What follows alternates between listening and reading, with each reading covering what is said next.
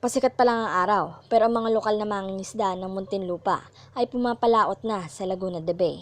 Sila ay patuloy na umaasa sa agad-agarang pagpapatupad ng Pangulo sa programang Fishery Zoning and Economic Plan o ZOMAP na pangungunahan ng Laguna Lake Development Authority o LLDA. Nang tanungin namin siya kung kasya ba ang kanyang kinikita pang araw-araw. Tsatsaga, ganyan na hanap buhay o. Makakaraos din sa isang araw. Sumangguni kami sa Lake Management Office ng Muntinlupa upang malaman ang progreso ng nasabing proyekto. Bali dito sa Muntinlupa, wala pang nagaganap na yung programa ni Pangulong Duterte.